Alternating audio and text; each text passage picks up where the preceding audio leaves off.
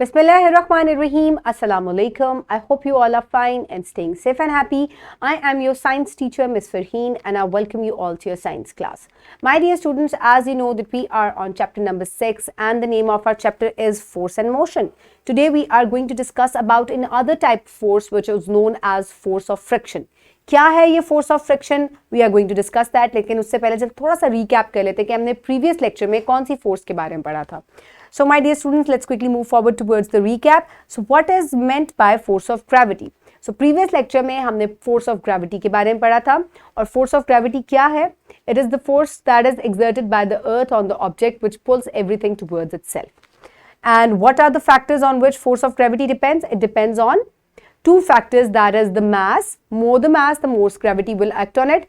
The more distance there is, the less gravity will act. So the closer it is to the earth, the more gravity will act on it. Okay, my dear students, so now is the time for an activity. For activity, what you need to do is you need to see these pictures very carefully. So my dear students, a boy is skating on ice and a boy is skating on road. So दोनों pictures आपने गौर से देख ली. One is skating on the ice and other is skating on a rough surface or on road. So quickly tell me, the skating on ice on rough path, which skating will be smooth and why? कौन सी skating जो है वो smooth होगी और जल्दी से हो जाएगी, force कम लगेगी उसके अंदर आपकी? That will be the skating on ice. क्यों? क्योंकि वहां force of friction कम है. The more the rough surface is, the more friction there will be. ठीक है, लेकिन ये friction है क्या? तो आज हम इसी के बारे में डिस्कस करें. We will discuss it in detail. So my dear students, let's quickly move forward. So the students will be able to investigate that friction force works against the direction of the motion. So my dear students, जब आप किसी चीज को force करते हैं and it moves, तो there is an other force जो कि दो चीजों के दरमियान में होती है और वो उसकी मोशन के opposite act करती है. कैसे opposite act करती है? I will show you when I will place my hand on the table और फिर मैं आपको force of friction जो है वो दिखाती हूँ. So this is the table and when I will move my hand on the table, so for the force, जब फोर्स के साथ मैं इसको मूव कर रही हूं तो फोर्स की वजह से मेरा हैंड जो है वो आगे जा रहा है, या मैं अगर किसी भी ऑब्जेक्ट को मूव करती हूं, so I am moving this remote on the table. So because of the force I am applying, it is moving forward. एक और फोर्स है जो कि ऑपोजिट डायरेक्शन में पीछे की तरफ एक्ट कर रही है, इस डायरेक्शन में एक्ट कर रही है. ये इधर मूव कर रहा है इस डायरेक्शन में, ठीक है, ये इस डायरेक्शन में मूव कर रहा है, लेकिन वो जो फोर्स है वो ऑपोजिट डायरेक्शन में मूव कर रही है. तो दो सरफेसेस के दरमियान में ये फोर्स होती है और ये मोशन की ऑपोजिट डायरेक्शन में, मूवमेंट की ऑपोजिट डायरेक्शन में मूव करती है या एक्ट करती है, ठीक है. और इस फोर्स को हम कहते हैं फोर्स ऑफ फ्रिक्शन. सो अगर ये यहां मूव कर रहा है तो फोर्स ऑफ फ्रिक्शन किस डायरेक्शन में होगी? ऑपोजिट डायरेक्शन में, ऑपोजिट डायरेक्शन में. Okay my dear students, now let's quickly move forward. So why rough surfaces affect the speed of the motion of the objects? Because there is more friction on the rough surface. So force of friction, open page number 83 in your science 4 books.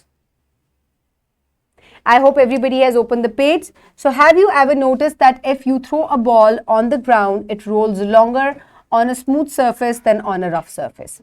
So my dear students, अगर आप दो balls को throw करते हैं surface पे, एक को rough surface पे या एक को कार्पेट पे और एक को टेबल पे, कौन सी बॉल जो है वो ज्यादा दूर तक मूव करेगी?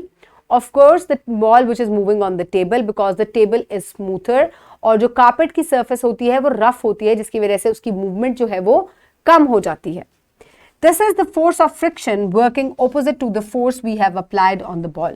So जैसे कि मैंने अभी आपको एग्जांपल दी, जब आप किसी चीज को मूव करते हैं तो आपकी डायरेक्शन जिस तरफ होती है, फोर्स ऑफ फ्रिक्शन उसकी ऑपोजिट डायरेक्शन में मूव करती है या वर्क करती है. Which of the above rider have smooth ride in picture 6.4a? The cyclist will enjoy a smooth ride. The reason is that the friction between the tires and the road is lesser as compared to the cyclist in picture 6.4b, who is riding on an unpaved road. So here is the picture, my dear students. So three cyclists, they are moving on a very smooth road, जिसके जैसे कि आप देख सकते हैं. And here you can see this boy cycling on a very rough surface. So इनकी cycling जो है वो बहुत easy है, इनको less force apply करनी पड़ेगी. And because यहाँ force of friction ज़्यादा है, इसको बहुत ज़्यादा force जो है वो apply करनी पड़ेगी. सो बेसिकली मैं आपको समझाना ये चाह रही हूं कि फोर्स ऑफ फ्रिक्शन जो है, जब दो चीजें मूव करती हैं तो वो उन दोनों के दरमियान में होती है और वो मूवमेंट के ऑपोजिट डायरेक्शन में वर्क करती है. फोर्स ऑफ फ्रिक्शन तो हर जगह होती है, लेकिन जितनी ज्यादा चीजें रफ होंगी, जितनी ज्यादा सरफेस रफ होगी, वहां फोर्स ऑफ फ्रिक्शन जो है वो बढ़ जाएगी, ज्यादा हो जाएगी. As you know, friction is the resistance to the motion of one object sliding over another object. The two surfaces look smooth to us, but there are some irregularities among these which interlock and retard the sliding motion. That is why we slip on a wet road as the friction reduces due to water. So my dear students, किसी भी movement को रोकने के लिए friction जो है वो होती है, ठीक है. अगर फ्रिक्शन ना हो तो चीज़ें जो है वो चलती जाएं, चलती जाएं, चलती जाएं. तो फ्रिक्शन की वजह से, ग्रेविटी की वजह से चीज़ों की जो मूवमेंट है वो कम हो जाती है. सो इसी वजह से बेशक आपको टेबल जो है वो देखने में स्मूथ लगता है, लेकिन देयर आर सम इरेगुलरिटीज़ जो कि जब चीज़ उसके ऊपर स्लाइड करती है, मूव करती है, तो वो उसके अंदर इंटरलॉक होती हैं, उसको रोकती हैं, ऑपोजिट डायरेक्शन में उसके फ्रिक्शन जो है वो वर्क करती है. सो इसीलिए जब रोड जो है उसके ऊपर पानी पड़ा होता है, बारिश हुई होती है, तो आप उसके ऊपर स्लिप हो जाते हैं, बिकॉज वाटर की वजह से जो इरेगुलरिटीज हैं और जो स्मूथनेस है वो बढ़ जाती है, जिसकी वजह से फ्रिक्शन कम हो जाती है and you slip. Why do you see boric powder while playing carom? Why do you use boric powder while using carom? Why do you grease the cycle? So my dear students, जब आप carrom board खेलते हैं तो आप powder जो है, boric powder जो है वो कैरम बोर्ड के ऊपर फेंक देते हैं. Why do you do that? ताकि फ्रिक्शन जो है वो कम हो जाए और स्मूथ हो जाए सरफेस. इसी तरह जब आप अपने साइकिल को, आप उसके डिफरेंट पार्ट्स को ग्रीस करते हैं, ऑयल करते हैं, गाड़ी के भी डिफरेंट पार्ट्स को ग्रीस या ऑयल किया जाता है. व्हाई इज इट सो? ताकि फ्रिक्शन जो है वो कम हो जाए और व्हीकल्स जो हैं वो इजीली मूव कर सकें. सो इसका मतलब है लुब्रिकेशन जो है वो फ्रिक्शन को कम कर देती है. सो here you can see the force of friction. ये मूवमेंट के ऑपोजिट डायरेक्शन में होती है और क्या होता है कि ये इरेगुलरिटीज की वजह से या रफनेस की वजह से ज्यादा हो जाती है. सो here you can see on a piece of paper when you write, ठीक है. सो आप देखते हैं कि कोई ग्लॉसी पेपर जो होता है उसके ऊपर जब आप लिखते हैं तो राइटिंग बहुत ही स्मूथ और स्लाइड पास्ट होती है. इसी तरह चॉक बोर्ड के ऊपर आपको ज्यादा जोर लगाकर लिखना पड़ता है, because there is more friction. Whereas on white board जब आप मार्कर से लिखते हैं तो वो बहुत स्लिपरी और बहुत इजीली उसके ऊपर लिखा जाता है. So why is it so? Because there is less friction on the white board. इसी तरह जब आप किसी रोड के ऊपर, स्मूथ रोड पे साइकिलिंग करते हैं तो वहाँ फोर्स आपकी कम लगती है और चीज़ जो है वो जल्दी से मूव करती है. Whereas on a rough path there is more friction because of the irregularities of the path.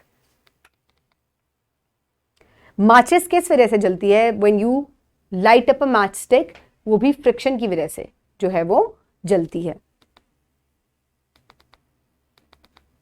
Okay my dear students, अब हम एक छोटी सी एक्टिविटी करते हैं.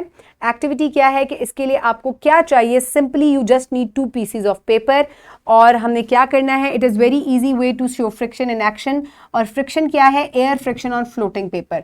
सो माय डियर स्टूडेंट्स, ना सिर्फ जो है आपको फ्रिक्शन जो दो चीज़ें आपस में रगड़ती हैं उनके दरमियान में होती है, लेकिन जब आप किसी चीज़ को ऊपर से थ्रो करते हैं तो उनके दरमियान में भी हवा की वजह से, कि हवा में मुख्तलिफ ज़र्रात हैं, उनसे भी फ्रिक्शन जो है वो पैदा होती है. सो अब हम यहाँ पर एयर फ्रिक्शन दिखाएंगे ऑन फ्लोटिंग पेपर और because of its shape.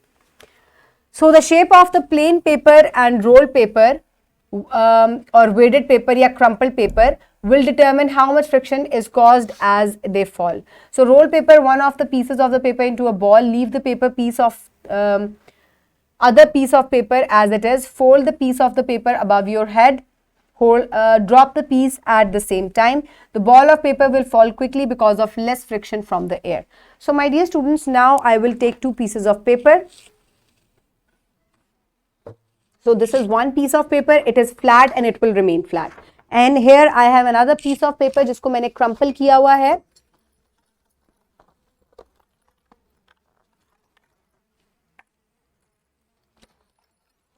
So the crumpled piece of paper,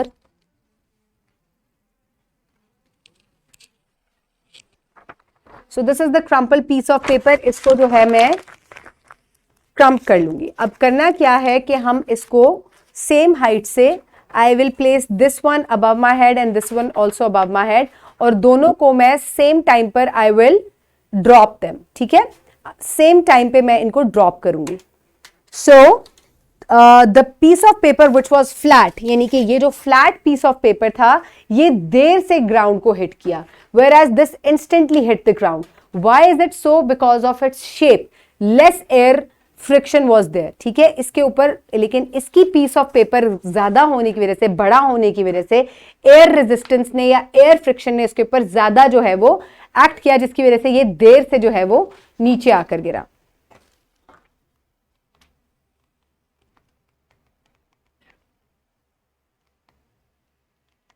Okay, my dear students, so there is another activity.